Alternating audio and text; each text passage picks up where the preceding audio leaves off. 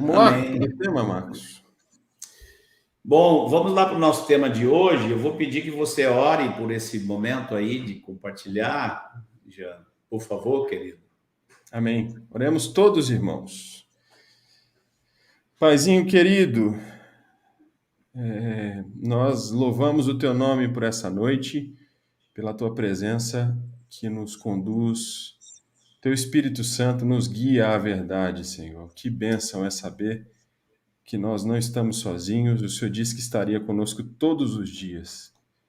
E nós louvamos a Ti, te agradecemos pelos frutos que já têm sido alcançados, por essa ferramenta aqui, pela Tua palavra compartilhada nesse espaço. Amém. Pedimos ao Senhor por essa transmissão de hoje, pelo tema que será abordado, que o nosso coração seja terra fértil e que cada pessoa que vai ter acesso a esse conteúdo possa, Senhor, ouvir e meditar nele na Tua presença, para receber do Senhor, em nome de Jesus. Amém. Amém. Amém. Bom, irmãos, nosso tema de hoje está aí no título: As 5 maiores mentiras evangélicas. Não estamos falando aqui que a igreja evangélica é uma mentira. Nós estamos falando das mentiras que aparecem no meio da igreja evangélica. Não vou me referir aqui a nenhum tipo de denominação, né? Mas me refiro aos erros que entram na igreja do Senhor em qualquer lugar, inclusive no nosso meio. Nós estamos sempre sob o risco desses erros entrarem. Nós queremos abordar hoje os erros que aparecem naqueles que creem nas Escrituras. Existem muitos enganos daqueles que não dão valor à Bíblia, que nós vamos abordar em outras lives. Mas hoje nós queremos falar daqueles enganos daqueles que creem nas Escrituras, né? São enganos que entram muitas vezes por mestres honestos, não são somente os falsos mestres. Não, qualquer mestre pode produzir enganos, né? E também entra muito hoje pela curiosidade e especulação do povo, que fica com coceira no ouvido e quer ouvir um monte de coisa e acaba se confundindo. É claro que os enganos também são produzidos, como Paulo falou, pelos que ele chama de lobos vorazes, né? E aqueles que querem... Paulo profetizou para o presbitério de Éfeso, em Atos 20, você vê ele profetizando que muitos entre eles iam querer torcer as coisas para arrastar os discípulos após si. Por muito tempo, eu cria algo que muitos dos nossos amados irmãos ainda creem, que basta ensinar a verdade, que você ensinando a verdade, a pessoa, quando ouvir a mentira, ela vai identificar, né? E tem até uma ilustração que um irmão muito querido costuma usar sobre o fato de que uma pessoa que é identificadora de moedas, papel moeda falso, aquela pessoa passa muito tempo só examinando o papel moeda verdadeiro. E fica, até que se chega a um que é falso, ela identifica. Isso procurando ilustrar que a única coisa que a gente precisa é a verdade. Só que a experiência tem mostrado com os anos que não é bem assim. 2 coisas me levaram a mudar a opinião com relação a isso. A primeira foi a penetração de enganos, mesmo em muitos irmãos que foram instruídos por muitos anos, tá? E se deixaram levar por algum tipo de engano. E a segunda coisa que me levou a repensar isso é o fato de que nós vemos nas Escrituras que os apóstolos que haviam estado nas cidades anunciando o evangelho e formando as igrejas, eles depois escreviam cartas apontando os enganos, criticando os enganos. Tanto Paulo, quanto Pedro, quanto João fizeram isso, né?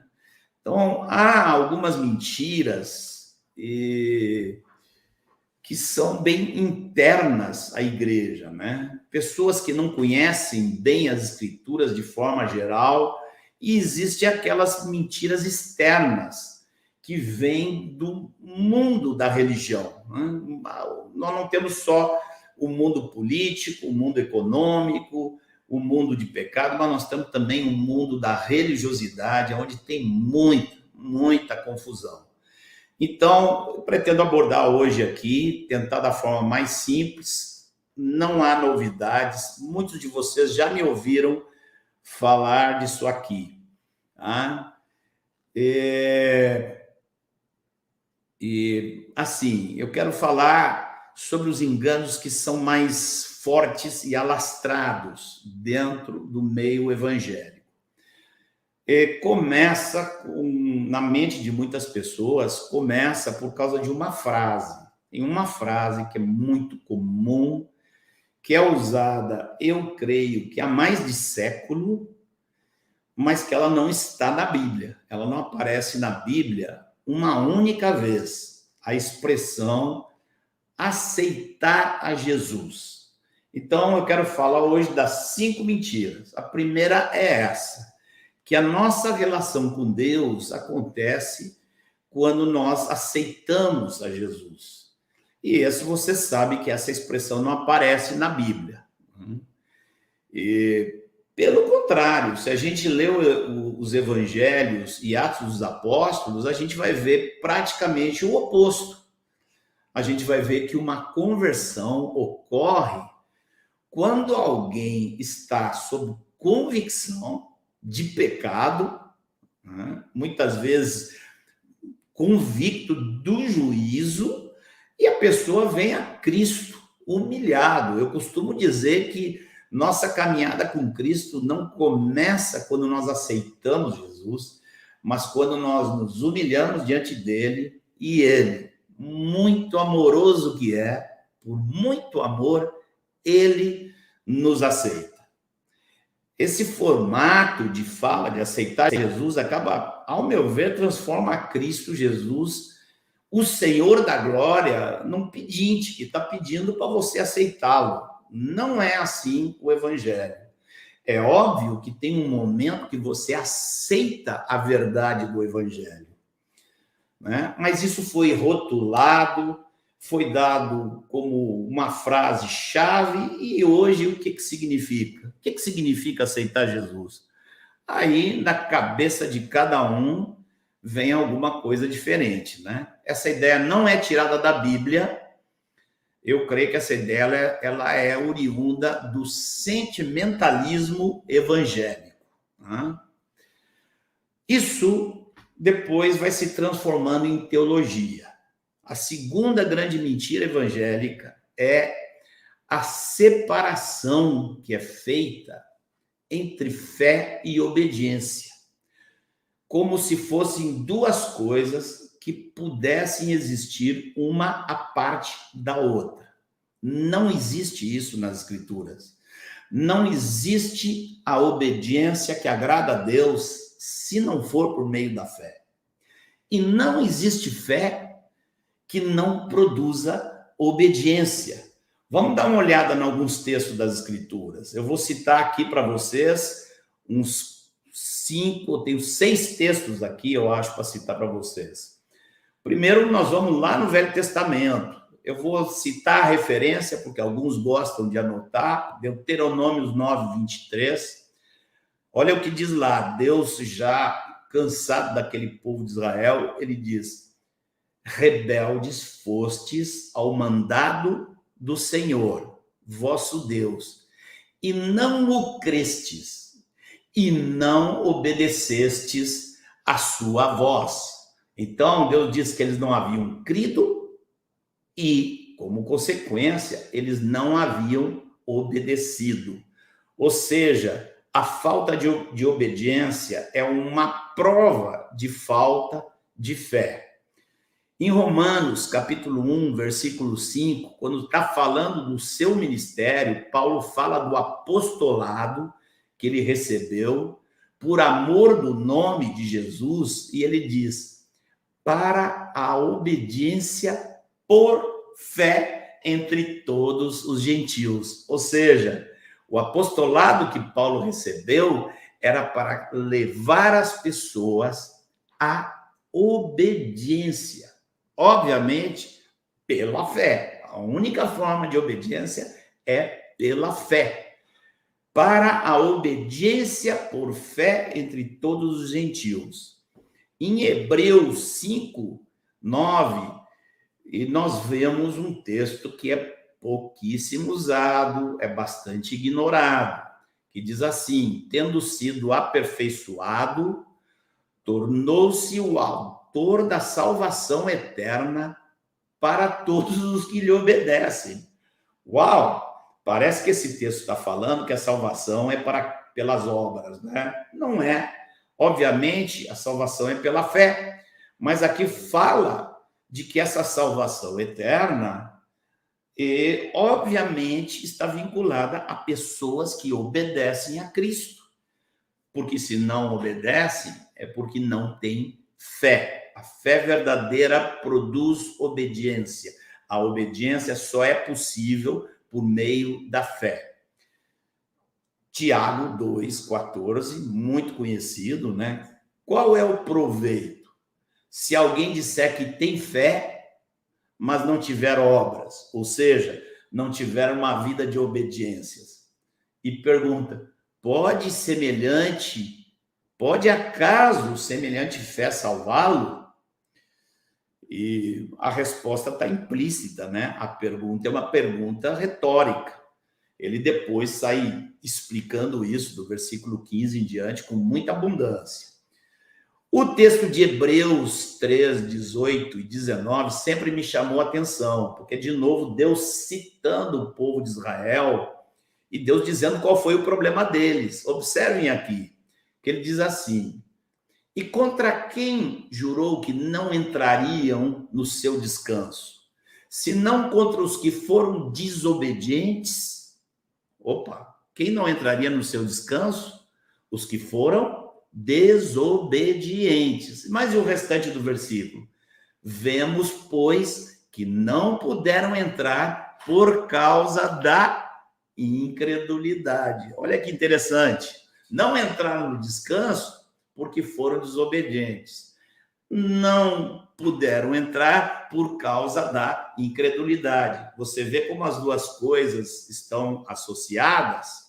E por último aqui eu cito um texto de Atos 6, 7, também que é pouco observado, que diz assim: muitíssimos sacerdotes obedeciam à fé.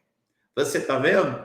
A fé é algo tão vivo, tão que transforma, né? Tão poderoso.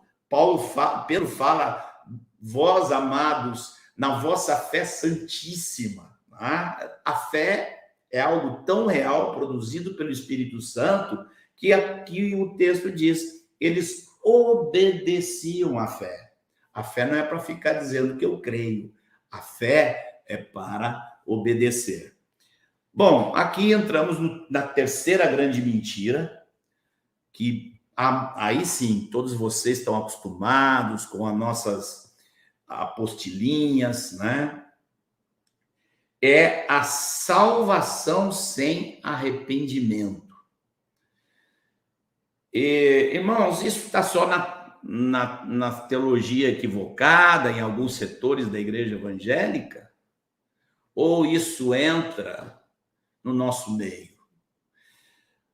A expressão arrependei-vos, usada por Jesus, usada pelos apóstolos, não te parece que às vezes ela está abandonada, está fora dos púlpitos? Quem é que está pregando arrependei-vos? Uma coisa é explicar o que é o arrependimento, outra coisa é exortar, admoestar ao arrependimento. E arrependimento nós não vamos falar aqui, né? Também vai ser abordado de novo lá no Fundamentos, né?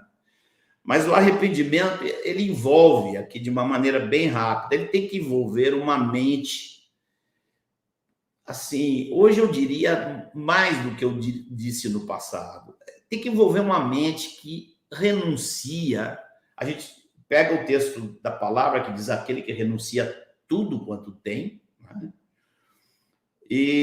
Mas às vezes dá uma impressão que alguns não renunciaram a alguma coisa, né? E eu queria sugerir renunciar à invencionice humana. O homem é um inventor. O homem é um inventor e principalmente inventor de religião. Você sabe qual foi a primeira religião que foi inventada? Quando foi? A primeira religião que foi inventada está lá em Gênesis. Caim, a gente lembra muito que Caim matou o irmão dele. Mas da onde veio aquilo? Aquilo veio porque Caim ficou com inveja do irmão. E ficou por quê? Porque Deus não gostou de uma oferta que Caim fez. E por que Deus não gostou? Porque Caim estava inventando. Sem derramamento de sangue não há remissão de pecados. E Abel já sabia essa máxima da verdade. Com quem ele aprendeu? Provavelmente com o pai dele, porque Deus, para cobrir a nudez de Adão, já tinha sacrificado um animal, porque não cobriu com folhas, cobriu com pele de animais. E Caim o que fez? Caim inventou. Agora eu vou agradar a Deus, agora Deus vai gostar. E leva para Deus algo da iniciativa dele. Iniciativa humana, irmãos, é religião. Porque dele, por meio dele e para ele são todas as coisas. Então, tudo aquilo que agrada a Deus é feito por meio dele, tem que ser uma obra dele na nossa vida, é feita por meio do Espírito Santo e tem que vir dele. Tem que se originar nele, tem que sair da mente dele, não pode ser uma criação nossa. E eu acho que a nossa geração está precisando aprender a renunciar à invencionice. Quando eu me converti, uma das coisas que eu entendi é que a partir daí, eu tinha um cabeça. Meu cabeça era Cristo. E você sabe o que eu fiz com a minha cabeça? Joguei no lixo. Digo, a minha cabeça não serve para nada. Aqui é tudo diferente e eu não posso ficar inventando nada. O arrependimento tem que envolver isso. Obviamente, o arrependimento tem que envolver contrição, convicção de pecado, da justiça, do juízo. O arrependimento, você sabe que tem que envolver rendição de vida, de propósitos e de ideais. Eu me angustio muito, e abrindo meu coração com vocês, eu me angustio muito quando eu vejo irmãos muito preocupados, ter uma vida arrumadinha, mas com dificuldade de renunciar aos seus ideais. Ideais de carreira, ideais de vida terrena. Tudo isso precisa ser renunciado. E sem arrependimento, não há relação com Deus. E não há salvação. As Escrituras são muito claras em relação a isso. A quarta grande mentira é de que o batismo não está relacionado à regeneração e à salvação, que o batismo é só um símbolo, né, daquilo que já aconteceu no seu coração. Vamos ler os textos que também a maioria de vocês conhece. Eu estou aqui só para tocar trombeta de novo. Atos 2:38 diz: arrependei-vos e cada um de vós seja batizado em nome de Jesus Cristo para a remissão dos vossos pecados. Quer coisa mais clara? Vamos continuar. Quem crer e for batizado será salvo. Quem, porém, não crer, alguns discutem, alguns dizem assim, não, mas não está escrito que quem não crer e não for batizado. Ora, isso aí seria um erro de lógica muito grosseiro se Jesus dissesse quem não crer e não for batizado. Não teria sentido uma frase dessas, porque quem não crer não vai ser batizado. Então diz, quem crer e for batizado será salvo. Quem, porém, não crer será condenado. Não precisa acrescentar e não for batizado. 1 Pedro 3,18, onde o Pedro fala que a arca, onde foram salvos, ele está dizendo que é uma figura, né? 1 3,18 em diante, a arca na qual poucos, a saber, 8 pessoas foram salvas através da água. A qual quem? A arca, a qual, figurando o batismo, agora também vos salva. Uau! Que é isso? Onde é que está essa pregação sobre 1 Pedro 3,18? Claro, Pedro explica que o batismo não é a remoção da imundícia da carne. Está no versículo seguinte. Não é o batismo que remove a imundícia da carne. Tá? Porque o que vai nos fazer vencer a carne é a nossa união com Cristo, mas a vida, andar no Espírito, andar em Cristo, que vai remover a imundícia da carne da nossa vida. Mas ele fala aqui da indagação de uma boa consciência para com Deus. Está dizendo aqui que sem essa consciência clara diante de Deus, e ainda acrescenta, por meio da ressurreição de Jesus Cristo, o que vai nos libertar é saber que no batismo fomos unidos a Cristo e vamos viver agora da sua vida ressurreta. O nosso corpo ainda não ressuscitou, não foi transformado, mas a vida ressurreta de Jesus é derramada em nós, sobre nós.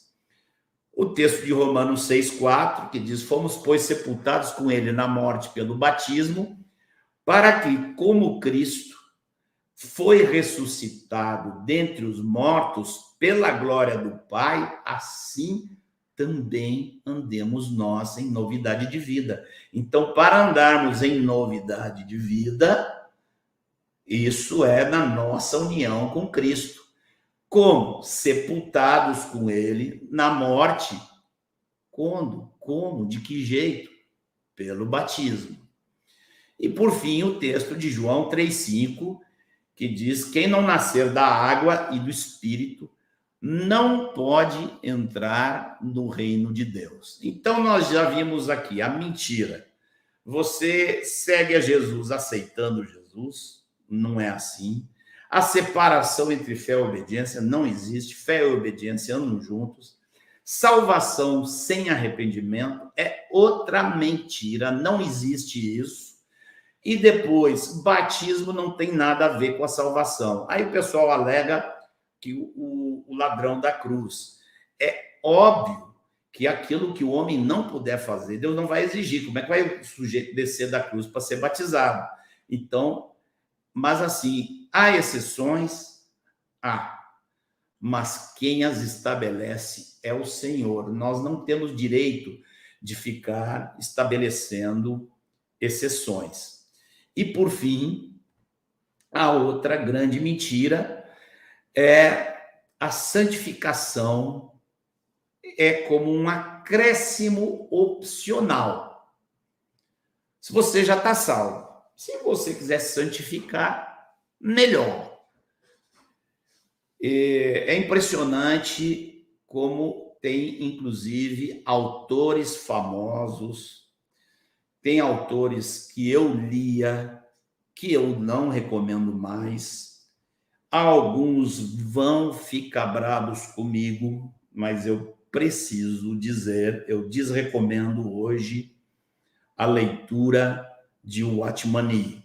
um irmão precioso, 10 mil vezes melhor que eu, um irmão que levou muitos à fé, mas a teologia que ele recebeu dos irmãos da Inglaterra, lá dos Brethren, ela tem um ensino sobre justificação, santificação e glorificação que tem um ingrediente equivocado. Você sabe que o nosso ensino, o ensino de Paulo, está lá em Romanos, capítulo 3, 4, 5, a justificação, capítulo 6, 7, a santificação e capítulo 8, a glorificação. No entanto, há algo muito sério, porque o ensino desses irmãos leva você a crer que, como você já tem justificação, ou seja, você já tem o perdão, então a glorificação, que é a ressurreição, já está garantida. Isto não é verdade. A salvação é um processo. Começa com Deus perdoando nossos pecados e nós nos chegamos a Ele. Isso é o que Paulo chama de justificação. Está aberta a porta, temos comunhão com Deus, recebemos ao Senhor. Agora começa o processo de santificação. E vocês conhecem bem o texto de Hebreus, que diz, sem a santificação, Hebreus 2,14,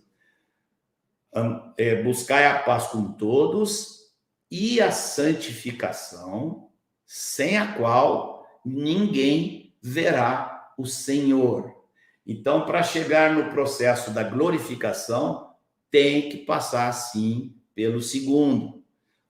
E os livros de Watchmani, infelizmente, ensinam o contrário disso. O problema é saltar do último, do primeiro, já para o último. Essas, então, são as 5 grandes mentiras evangélicas. Eu não conheço na história. Há outras mentiras, mas são mentiras muitas vezes pueris, muitas mentiras que muita gente começa a ler a Bíblia e vê que está errado, né? Bom, esse era o nosso objetivo de hoje, compartilhar com vocês sobre a mentira de que a vida com Deus começa quando aceitamos a Jesus. Não é assim, é Ele que nos aceita. Não podemos aceitar um ensino que separa fé e obediência. Os dois na Bíblia estão completamente interligados. A salvação é colocada como condição o arrependimento.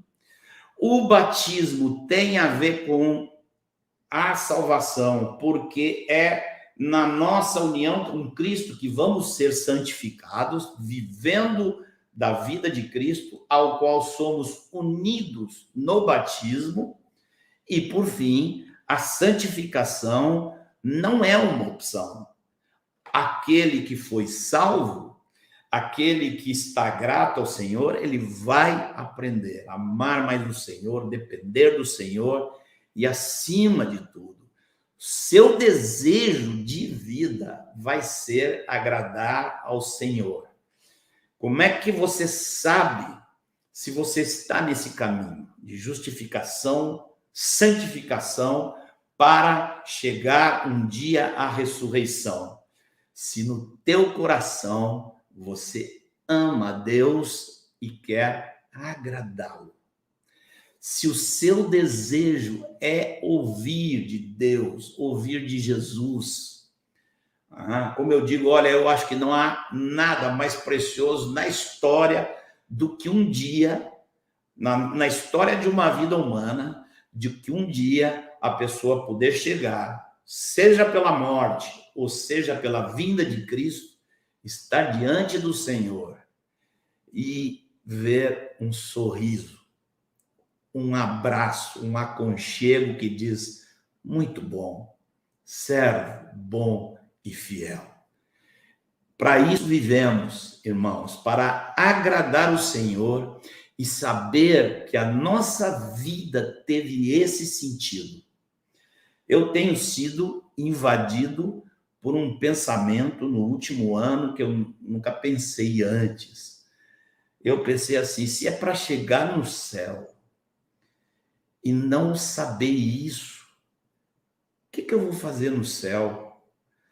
Se eu chegar lá no céu e Jesus me disser, você quando esteve na terra não me amou, eu acho que meu lugar nem é estar lá. Eu quero chegar lá para saber que ele disse, Marcos, eu te amei, você me amou, somos um por toda a eternidade. Para isso vivemos, irmãos, para ter nossa vida plena de sentido no Senhor.